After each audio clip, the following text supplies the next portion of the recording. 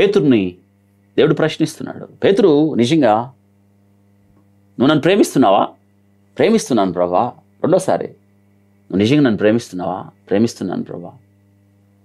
నువ్వు నన్ను ప్రేమిస్తున్నావా? ప్రభా, విషయం నీకే తెలుసు. దేవుణ్ణి ప్రేమించకుండా అడ్డుగా ఏదొచ్చినా అదొక విగ్రహం. ఏదైనా కావచ్చు, మీ కుటుంబం కావచ్చు, నీ భార్య, నీ భర్త, నీ పిల్లలు, నీ ఉద్యోగం, నీ ఆస్తి, నీ ఇల్లు, నీ ఆభరణాలు, నీ వస్త్రాలు, లేదా నీ కారు, నీ బైక్, నీ ఫోన్, ఇంక్లూడింగ్ మీ దైవ సేవకుడితో సహా. ఈరోజు చాలామంది అండి దేవుని కన్నా దైవ సేవకుడిని తెచ్చి హృదయంలో పెట్టుకుంటారు. ఎవరు అతను? దేవుని సేవకుడు. అక్కడ ఉండాల్సింది దేవుడు, సేవకుడు కాదు. ప్రేమించాల్సింది దేవుణ్ణి, గణపరచాల్సింది దేవుణ్ణి. నేటి దినాన క్రైస్తవులకు కూడా చపలం ఎక్కువైంది. క్రైస్తవులకి ఒకలాంటి మత్తు వచ్చింది. ఎవరిని ప్రేమించాలో, ఎవరిని గణపరచాలో ఆ దేవునిని గణపరచకుండా ఆ దేవుని గణపరచడం మానేసి దైవ సేవకుడిని తెచ్చి ఒక విగ్రహంగా మార్చేశారు. వ్యక్తి పూజ ఇదొక విగ్రహం. లేచిన దగ్గర నుండి మా దైవ సేవకుడు, మా అయ్యగారు, మా అమ్మగారు, మా అయ్యగారు, మా అమ్మగారు. జాగ్రత్త, ఇద్దరికి ప్రమాదమే.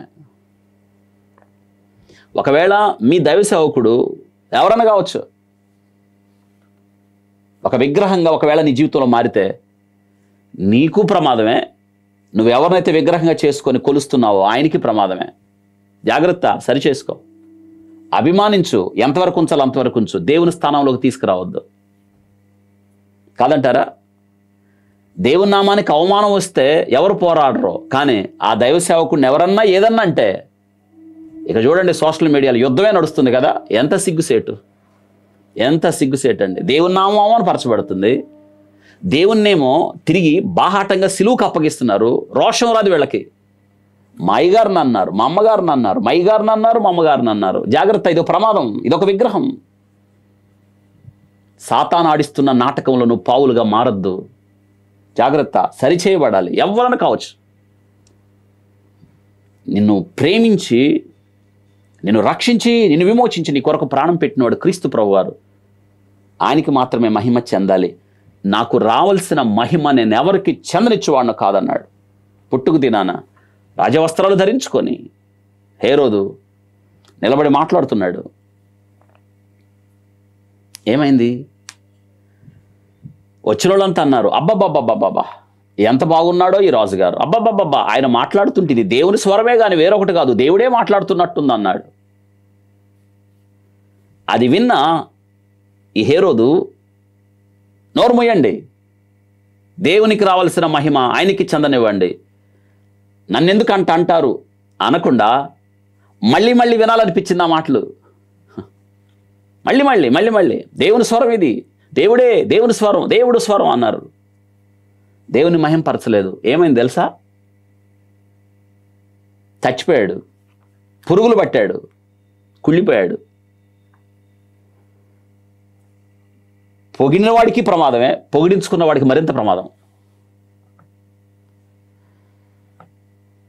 జాగ్రత్త, అభిమానించు, గౌరవించు, విగ్రహంగా మార్చుకోవద్దు. దినాన వాక్యంతో దేవుడు మాట్లాడుతున్నాడు మనతో. వింటున్నారా? దేవుని గణపరచండి, దేవుని మహింపరచండి, ఆయన నామ ఘనత కొరకు జీవించండి. ఆయన పరిశుద్ధుడు, రోషం కలిగిన వాడు. ఆయనకి రావాల్సిన మహిమ ఎవరికి చెందనించాడు ఆయన.